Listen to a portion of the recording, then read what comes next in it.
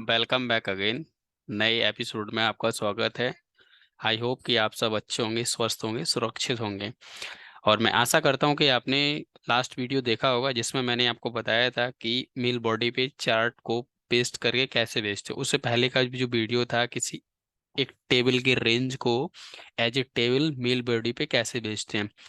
ये वीडियो आपको outlook automation के प्लेलिस्ट में मिल जाएगा। तो चलिए मैं स्टार्ट करता हूँ। और इस वीडियो में आपको सिखाऊंगा कि ये जो टेबल है, ये जो पिवट टेबल है और ये पिवट टेबल है और उसके बाद में ये चार्ट है, तो ये कैसे हम मेल बॉडी पे कंपोज करके एक अच्छा सा मेल कंपोज करके वो कैसे भेजेंगे। और यहाँ पे एक चैलेंजेस ये है हमारे पास अभी रॉ डेटा है। ये डेटा टैबलो का सैंपल सुपर स्टोर का डेटा है। तो इसमें आप देखोगे एक ये रीजन करके एक कॉलम है। यहाँ पे हमारे पास अभी 4 रीजन है, सेंट्रल, ईस्ट, साउथ, वेस्ट।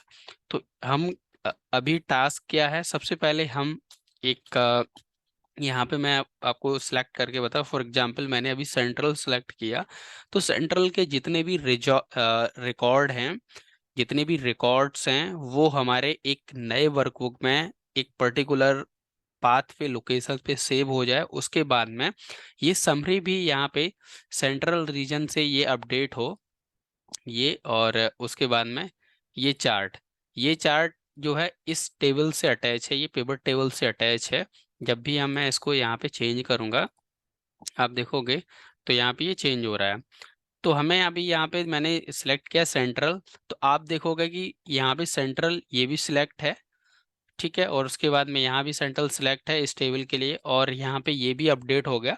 तो हमें क्या करना है कि सबसे पहले इस टेबल को पेस्ट करना है, फिर उसके बाद इस चार्ट को पेस्ट करना है, फिर उसके बाद में इस टेबल को भी पेस्ट करना है, ठीक है। तो ये हमारा टास्क है। और सभी जो वर्कबुक हैं वो एक पर्टिकुलर लोकेशन पे सेव होंगी।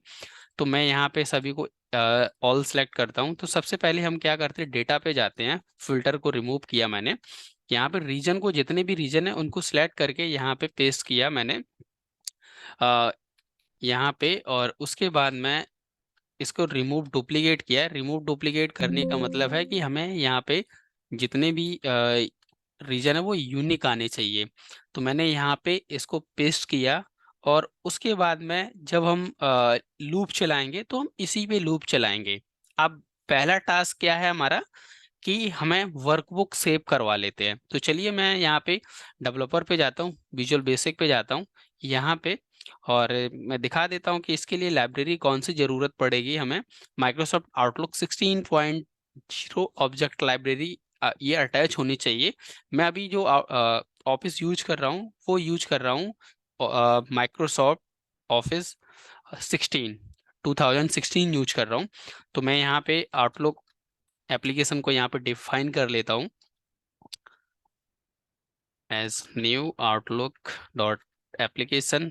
मेल आइटम को भी यहाँ पे डिफाइन कर लेता हूँ as outlook dot mail item, ठीक है। फिर उसके बाद में अब हमें क्या करना है कि इस रेंज पे हमें लूप चलाना है, ठीक है। जब हम इस पे लूप चलाएंगे तो सबसे पहले हमें एक वेरिएबल की जरूरत पड़ेगी कि हमारा एक लूप जब हम चलाएंगे तो लूप हमारा फॉर लूप चलाएंगे, तो फॉर लूप के लिए हमें स्टार्टिंग पॉइंट और एंडिंग पॉइंट चाहिए। तो एंडिंग पॉइंट इसमें क्या है कि हमारा लास्ट रो आएगा, तो इसको हम स्टोर करवाएंगे। अ, और मैं स्टोर नहीं कराऊंगा, मैं डायरेक्ट जो लूप होगा मैं वहां पे असाइन करवाऊंगा और वहीं से डायरेक्ट जो लास्ट रो होगा वहां तक चलेगा लूप।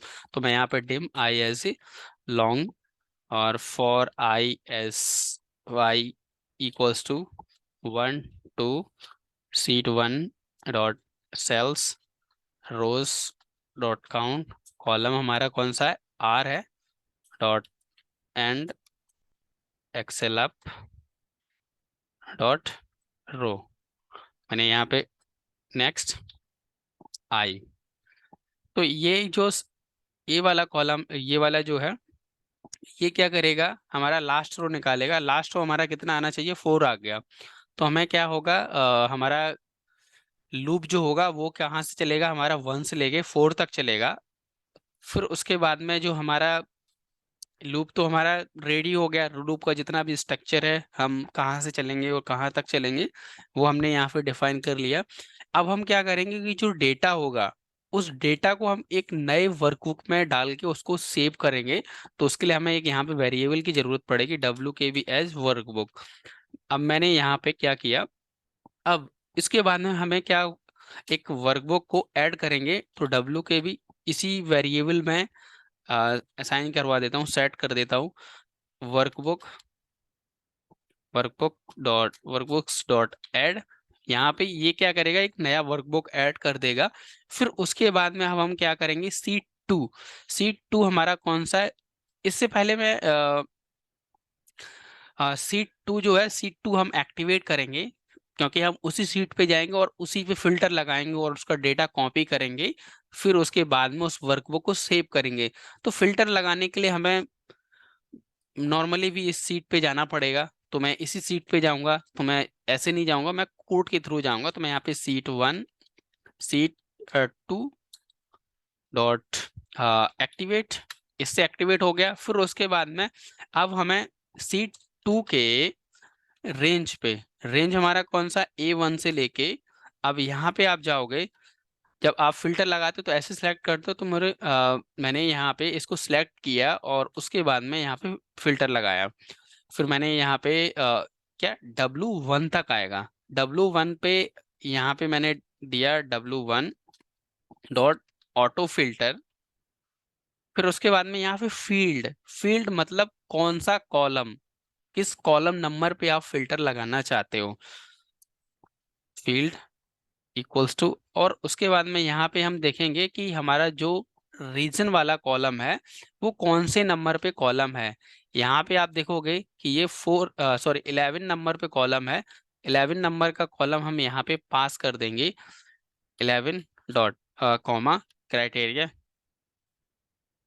क्राइटेरिया 1, ये। अब हमें क्राइटेरिया 1 कौन सा देना है, हमारा क्राइटेरिया डायनेमिक आता रहे, तो वो हमने किस में, लूप में डिफाइन किया हुआ है। तो हम यहाँ पे sheet 1 dot cells, cells dot row हमारा कौन सा, आई करेगा, कॉलम हमारा कौन सा है, कॉलम नंबर R। तो हम यहाँ पे कॉलम R का जो इंडेक्स है, मतलब कॉलम R का कौन सा नंबर है, यहाँ पे हम कॉलम फंक्शन की हेल्प से यहाँ पे यूज करेंगे। यहाँ पे 18 नंबर का कॉलम है, तो मैं यहाँ पे 18 पास कर दूंगा डॉट वैल्यू। ठीक है, अब ये क्या करेगा कि सीट 2 पे जाएगा, एक एक रीजन का डेटा वहां पे फिल्टर कर देगा। फिर उसके बाद में अब हमें जितना फिल्टर्ड डेटा है उसको कॉपी करके विथ हेडर जो डेटा होगा उसको कॉपी करके एक न्यू वर्कबुक में डालना है। फिर उसको हमें सेव करना है। तो यहाँ पे C2 डॉट रेंज A1, और यहाँ पे W तक जाएंगे हमें। उसके बाद में हमें लास्ट रो हमारा कौन सा है, लास्ट रो निकालने के लिए हमें इस कोड की जरूरत पड़ेगी। इस कोड की जरूरत नहीं पड़ेगी, हमारा कहने का मतलब है कि इस फॉर्मेट में हमें लास्ट रो निकाल सकते हैं। तो हमें यहाँ पे देते हैं C2 dot cells rows dot count dot column A dot end xl up dot row. ये हमारा क्या निकालेगा, लास्ट रो निकालेगा। मैं यहाँ पे आपको दिखा देता हूँ। लास्ट रो हमारा इस सीट पे जाएंगे, लास्ट रो आप देखोगे 9995, ये लास्ट रो है और हमारा यही लास्ट रो यहाँ पे दिखना चाहिए। मैंने इमीडिएट विंडो ओपन किया, यहाँ पे क्वेश्चन मार्क लगाया और यहाँ पे को पेस्ट किया। आप देखोगे वही ये कोड है जो मैंने यहाँ पे लिखा था और इसको एंटर किया, तो 9995। तो इसका मतलब क्या है, अब आप देखोगे जब मैं इसको ऐसे करके दिखाता हूँ, Ctrl G पे गया, दोबारा गया, और ये रेंज क्या दिखाएगा, डॉट एड्रेस किया मैंने, तो आप देखोगे कि A1 से लेके W9995 तक आ गया। इतना डेटा हमें कॉपी करना है, बट हमें यहाँ पे फिल्टर्ड डेटा कॉपी करना है। तो उसके लिए यहाँ पे स्पेशल सेल होता है, स्पेशल सेल, और उसके बाद में यहाँ पे only visual cell. Visual cell को हम क्या करेंगे, आप कॉपी करेंगे। ये कभी क्या होता है कि जब भी आप ऐसे काम करते हो फिल्टर डेटा, फॉर एग्जांपल मैंने किसी एक को 2 को सिलेक्ट किया ऐसे, अब आप देखोगे यहाँ पे जो रो है 2,202 से लेके फिर 455, 456, फिर 922 पे आ गया। तो यहाँ पे इसका मतलब इसके जो रो का गैप है वो हाइड हो गया। उसको फिक्स या फ्रीज करने के लिए हम जो नॉर्मल में हम जब एक्सेल में काम करते हैं तो उसके लिए अल्ट और सेमी कॉलन जब प्रेस करते हैं तो ये फ्रीज हो जाता है। तो इसका मतलब क्या है कि हमारा जितनी भी विजुअल रो है वो सभी कॉपी होंगी। तो वही मैंने यहाँ पे स्पेशल सेल डॉट कॉपी दिया और उसके बाद हमें पेस्ट कहाँ करवाना है इसको। यहाँ पे डेस्टिनेशन क्या है, तो wkb.sheet1 sheets1 dot range dot a1। ठीक है, मैंने यहाँ पे इसको पेस्ट करवाना है। तो मैंने यहाँ पे इसको पेस्ट किया। फिर अब जो डेटा है वो हमारा नए वर्कबुक में आ गया। अब हमें इसको सेव करवाना है तो wkb.save as। अब हमें सेव कहाँ करवाना है इसको, अब हमें सेव करवाना है कि जहाँ पे हमारा ये टूल है, जिस फोल्डर में ये टूल पड़ा है, मतलब ये दिस वर्कबुक और एक्टिव वर्कबुक में क्या अंतर होता है। फॉर एग्जाम्पल जिस कोड पे, मतलब जिस वर्कबुक पे हम कोड लिख रहे हैं वो हमारा दिस वर्कबुक होता है। और हमने अभी डब्ल्यू के भी जो यहाँ पर डिफाइन किया हुआ है, और हम जाके उस वर्कबुक को एक्टिवेट कर लेते हैं। उस वर्कबुक फॉर एग्जाम्पल अभी मैं यहाँ पे एक नया वर्कबुक ओपन किया, तो अभी के लिए क्या है कि ये एक्टिव वर्कबुक है और ये दिस वर्कबुक है। ठीक है, तो दिस वर्कबुक और एक्टिव वर्कबुक में आई होप कि क्लियर हो गया होगा। तो यहाँ पे मैं यही इसका फाइल नेम विथ यहाँ पे ये पाथ होता है। तो मैं यहाँ पे दिस वर्कबुक डॉट पाथ। ठीक है, और उसके बाद में यहाँ पे ये वाला साइन लाने के लिए हमें यहाँ पे एक प्री डिफाइन कीवर्ड्स होते हैं यहाँ पे, एप्लीकेशन डॉट पाथ सेपरेटर, ये आएगा। फिर उसके बाद में हम फाइल का नेम देंगे। अब फाइल का नेम हमारा कहाँ से है कि हमें डायनेमिक फाइल का नेम देना। फॉर एग्जांपल हम अगर नॉर्थ का सेव कर रहे हैं डेटा तो हमें नॉर्थ के नाम से सेव होना चाहिए। अगर साउथ का कर रहे हैं तो साउथ के नाम से ही वर्कबुक सेव होनी चाहिए। तो वो डेटा हमारे वो नाम कहाँ से मिलेगा, वो नेम हमें यहाँ से मिल जाएगा जो हमने लूप चला रहे हैं। तो यहाँ पे sheet1 डॉट सेल्स, रो नंबर हमारा कौन सा है, रो नंबर हमारा आई। ठीक है, कॉलम हमारा कौन सा होगा, कॉलम हमारा 18 कॉलम पे, 18 कॉलम पे ही है। फिर उसके बाद डॉट वैल्यू एंड। अब हमें किस फॉर्मेट में इसको सेव करना है, तो मैं यहीं पे फॉर्मेट दे देता हूँ डॉट XLSX। इससे मैं हमें सेव करना है और उसके बाद सेव होने के बाद में हमें इसको क्लोज कर देना है डॉट यहाँ पे क्लोज। यहाँ पे सेव चेंजेस, यस मेरे को सेव चेंजेस करना है तो मैं यहाँ पे ट्रू दे देता हूँ और यहाँ पे ये बंद हो जाएगी। अब वर्कबुक क्या है कि हमारी सेव हो चुकी है। अब अब हमारा टास्क आता है कि हम इस पिवट टेबल को हम कैसे अपडेट करेंगे। जब हम साउथ के लिए आए तो हमारा यहाँ पे इसमें भी साउथ अपडेट हो जाए, इसमें भी साउथ साउथ अपडेट हो जाए, इस टेबल में और इस टेबल दोनों में। और साथ ही साथ ये डेटा, ये जो चार्ट है वो तो ऑटोमेटिक वैसे भी अपडेट हो जाएगी जब हम ये टेबल चेंज होगा, कोई वैल्यू यहाँ पे चेंज होगी। तो इसके लिए हम क्या करेंगे, यहाँ पे इस जो पिवट टेबल को अपडेट करने के लिए यहाँ पे सिंपल सा कोड लिखते हैं sheet1। इसके बाद में हम क्या करेंगे, सीट समरी वाला जो सीट है sheet1 है डॉट एक्टिव करवा देंगे। फिर उसके बाद में sheet1 डॉट रेंज, रेंज हमारा कौन सा है ये इसमें अपडेट होगा तो v1 है, v1 dot value equals to sheet1 dot cells. Cells कौन सा, आई नंबर का रो होना चाहिए, कॉलम नंबर कौन सा 18 कॉलम है डॉट वैल्यू। ये क्या है कि इसका मतलब ये है कि ये वाली जो वैल्यू है यहाँ पे आ जाएगी। सेम एज इट इज हमारा K2 के लिए भी होगा। मैंने यहाँ पे कॉपी किया और यहाँ पे K1 कर दिया, सॉरी K1 के लिए होगा, सेम वही वैल्यू आ जाएगी। अब क्या होगा कि ये भी अपडेट हो जाएगा, ये भी अपडेट हो जाएगा। ठीक है, उसके लिए मैंने ये कोड यहाँ पे लिखा। अब हम क्या करते हैं कि अब हम आउटलुक के पार्ट पे काम करते हैं। मैंने यहाँ पे set OL mail equals to OL app dot create mail item OL mail item. ठीक है, यहाँ पे किया। अब मैंने यहाँ पे इसमें इस आ, मैंने एक ये भी मॉड्यूल ऑलरेडी इंसर्ट किया हुआ है। इसमें मैंने वही फंक्शन लिखे हुए हैं जो मैंने आपको इसमें बताए हैं कि रेंज को कैसे हम मेल बॉडी पे आप पेस्ट करेंगे। उसके लिए भी एक फॉर्मूला बनाया था, एक फंक्शन बनाया था। और इसके लिए भी चार्ट भी कैसे भेजते हैं तो उसके लिए भी एक मैंने फंक्शन बनाया था। तो वही फंक्शन इसमें है, इस वाले मॉड्यूल में। तो वही मैं यहाँ पे कॉल करवाऊंगा फंक्शन को।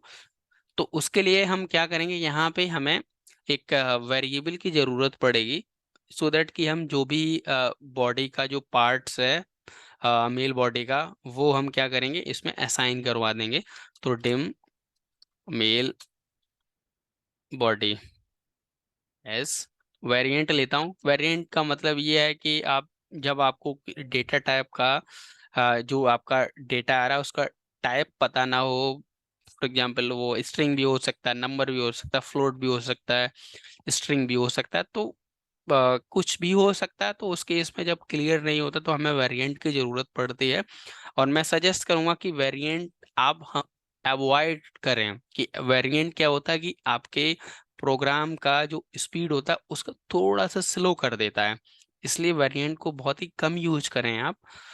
जहाँ पे ज़रूरत हो वहाँ पे करें, हर जगह आप इसको भी यूज ना करें। तो मैं यहाँ पे मेल बॉडी को यहाँ पे बनाना स्टार्ट करता हूँ। मैंने यहाँ पे लिखा, सबसे पहले हम क्या करेंगे कि सॉरी, हेलो टीम, उसके बाद कॉमा दिया। फिर उसके बाद में हमें क्या करना है, एक एंटर करना है। तो एंटर के लिए HTML में क्या होता है, ब्रेक लाइन होता है। फिर मेरे को एक लाइन और इंसर्ट करना है। अ, फिर उसके बाद में मैंने यहाँ पे और एक BR प्रेस किया, एक नई लाइन इंसर्ट किया। फिर उसके बाद में यहाँ पे क्या करना है, please find find below summary summary and trends of, हमें of this reason that reason. तो हमें वो देना है। तो हमें रीजन कहाँ से आएगा, ये डायनेमिक रीजन हमें ये फॉर लूप ही देगा। तो उसके लिए मैंने यहाँ पे इसको क्लोज किया और इसको एंड किया। फिर हमें यहाँ पे देना है कि सीट 1 डॉट सेल्स और रो नंबर 1, और ये रो नंबर I से आएगा और कॉलम नंबर हमारा 18 होगा डॉट वैल्यू।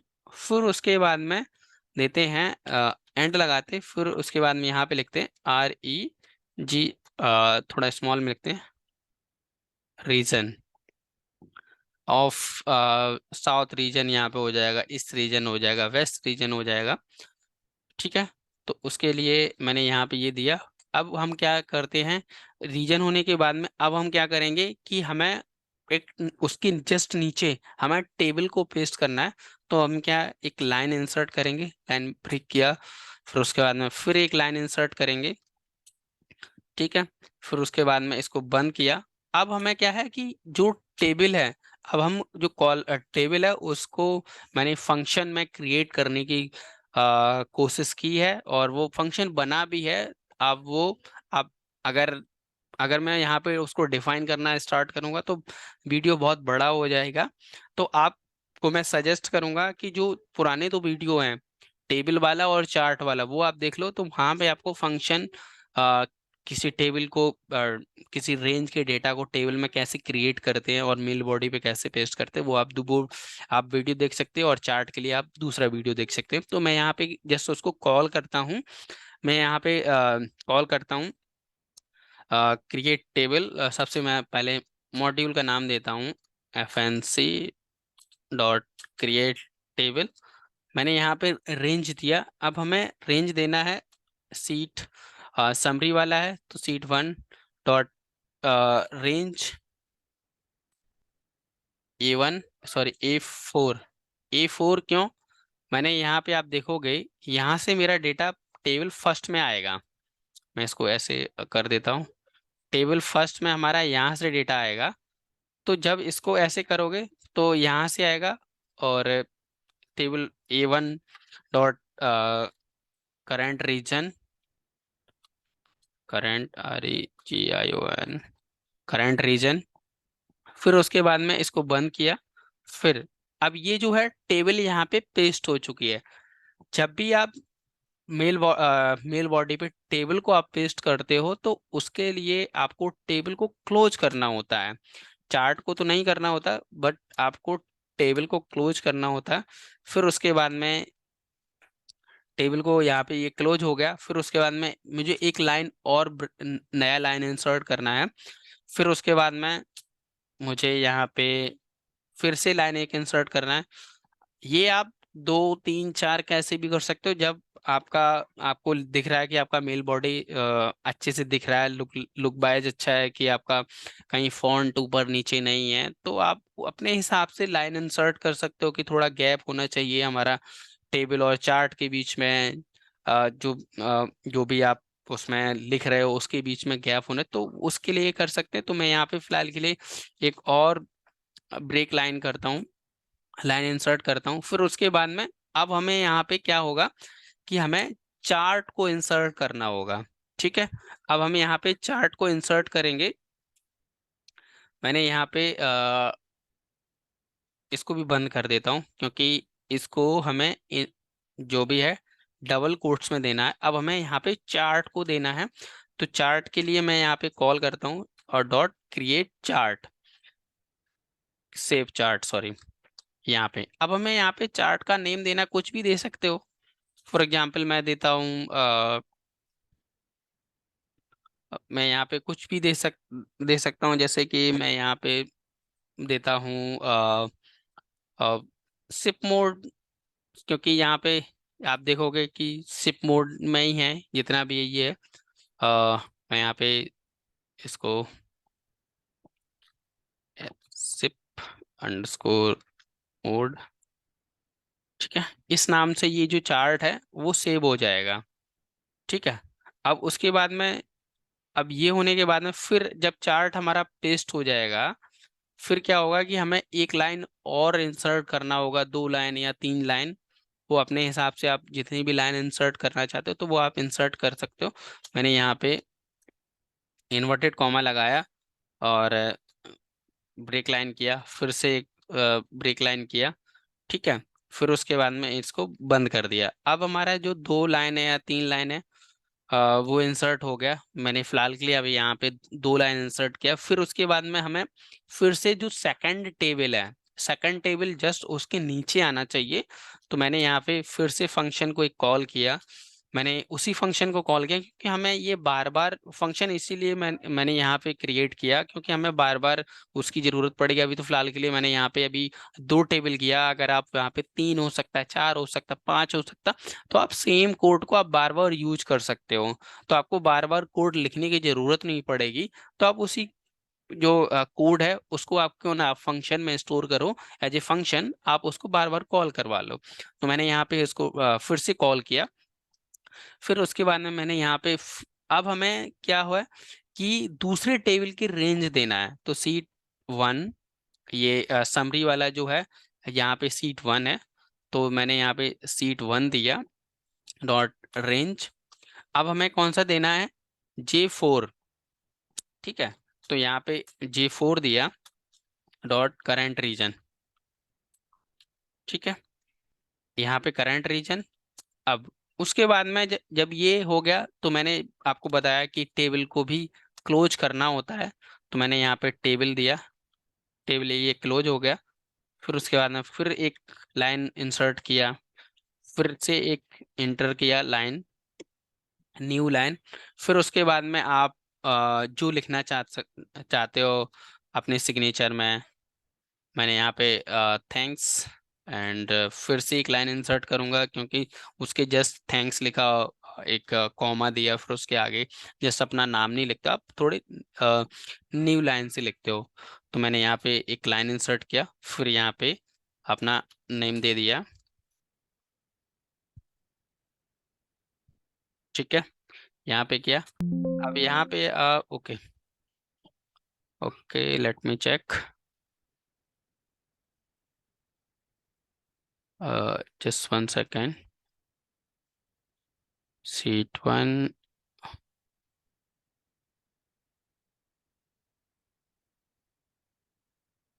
ओह ओके, माइट भी किसी मिस्टेक से ये कोड यहाँ पे आ गया, जबकि ये कोड यहाँ नहीं आना है। लेट मी फिनिश, इसको कॉपी करता हूँ यहाँ पे।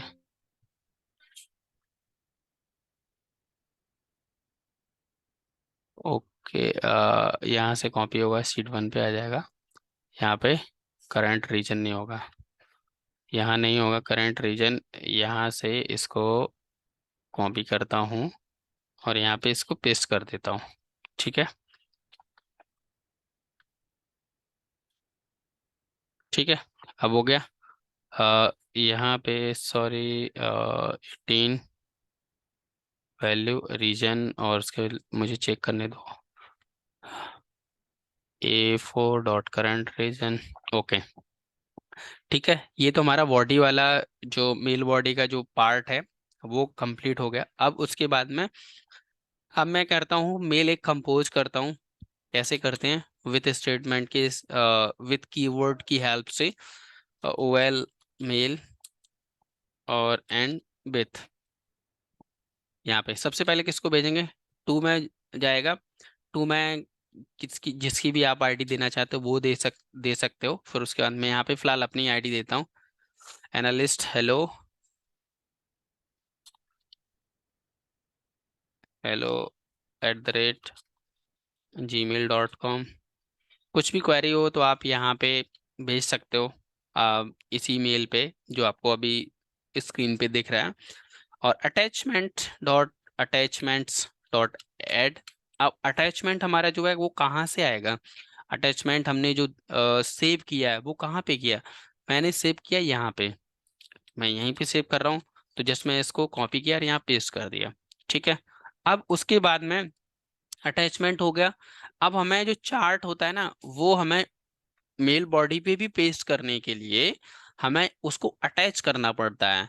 .attachments.add, और जो पाथ जो चार्ट का पाथ है वो हमारा कहाँ पे सेव हो रहा है, उसके लिए मैंने एक ग्लोबल वेरिएबल है उसको डिफाइन किया पाथ से।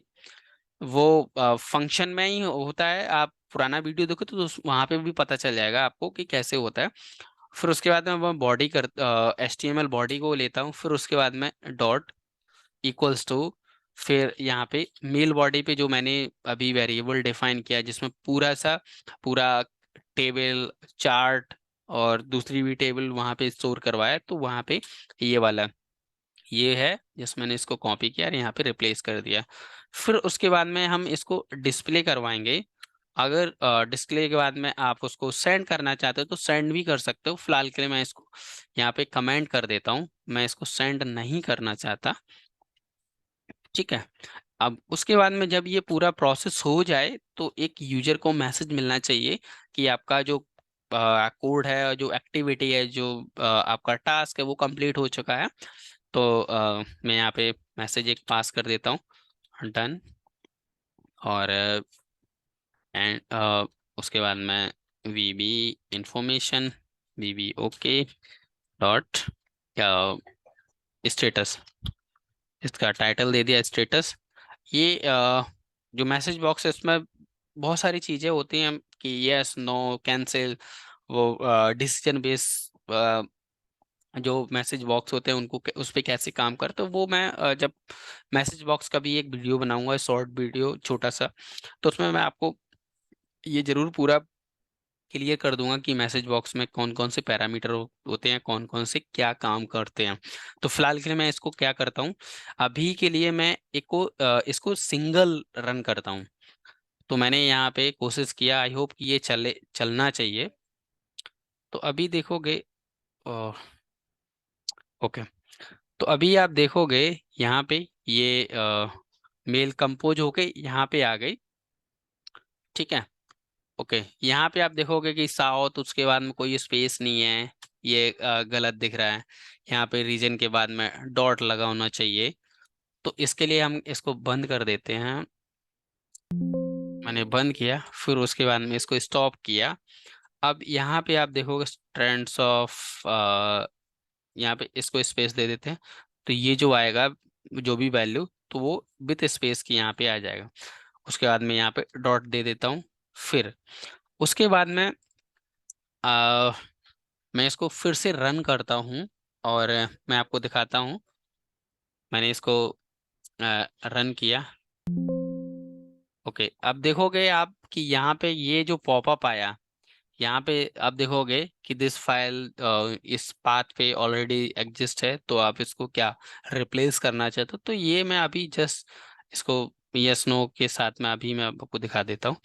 ये जो पॉपअप है, इसको कैसे डिसेबल करेंगे वो मैं आपको दिखाता हूँ। अब आप देखोगे, और आप देख रहे थे कि ये जो कभी ये स्क्रीन आती है, कभी वो स्क्रीन आ जाती है। तो इन सबको डिसेबल करने के लिए, और आपका जो प्रोग्राम है वो अच्छा चले किसी भी विदाउट किसी स्क्रीन अपडेटिंग के, तो उसके लिए आप यहाँ पे दो लाइन छोटा सा कोड है, वो आप यूज कर सकते हैं। एप्लीकेशन डॉट डिस्प्ले अलर्ट ये क्या करेगा, जो अभी आपके सामने एक पॉपअप आया था उसको ये डिसेबल कर देगा। तो मैंने यहाँ पे display alert dot sorry equals to false. और जो स्क्रीन अभी कभी जब आप समरी वन के सीट एक्टिव करते हो, कभी आप डेटा को एक्टिवेट करते हो, डेटा वाले सीट को, कभी आप जो वर्कबुक ऐड करते हो, कभी आप उसको ऐड एक्टिव करते हो, तो वहाँ पे क्या रहता है कि स्क्रीन अपडेट होती रहे, तो उसको भी आप डिसेबल कर सकते हो। तो ये application dot screen updating equals to false. अब ये क्या है कि एक बार फॉल्स हो गया, जब भी आप कोड दोबारा दूसरा कोई रन करे आके, तो उसके लिए भी कोई दूसरा कोड है जहाँ पे आपको स्क्रीन देखनी है रहती है, तो उसको लिए यहाँ पे इसको ट्रू करना जरूरी है, सो दैट कि जो भी आपने एप्लीकेशन के सेटिंग्स को चेंज किया वो आपका चेंज ना हो। मैं इसको स्टॉप करता हूँ, और मैं यहाँ पे फिर से इसको स्टॉप करता हूँ। अब आप देखोगे कि यहाँ पे आउटलुक प्रोजेक्ट पड़ा हुआ है, यहाँ पे सिप मोड पड़ा हुआ है। फिर उसके बाद में जस्ट 1 सेकेंड, ये चार्ट है। फिर उसके बाद में यहाँ पे जो साउथ रीजन की जो फाइल है यहाँ पे पड़ी है ऑलरेडी। अब हम क्या करेंगे, इसको कोशिश करता हूँ, यहाँ पे रन करता हूँ, ठीक है। तो अब आप देखोगे कि मैं यहाँ पे अल्ट F8 करता हूँ, जो यहाँ पे ये बना हुआ है मैक्रो नेम, यहाँ पे जस्ट ऐसे रन कर देता हूँ इसके थ्रू। अब आप देखोगे कोई स्क्रीन अपडेट नहीं हो रही है, और आपको दिख भी नहीं रहा है कि और वो पॉपअप भी नहीं आया कि आप इसको रिप्लेस करना चाहते हो या नहीं करना चाहते हो। तो यहाँ पे आप देखोगे कि ये पूरा मेल कंपोज हो गया। फिलहाल के लिए मैं यहाँ इसको बंद करता हूँ, और फिर से मैं इसको पूरा रन करता हूँ विदाउट किसी स्टॉप के। मैं यहाँ पे अल्ट F8 करता हूँ, रन किया। अब आप देखोगे 4 ईमेल कंपोज होना चाहिए।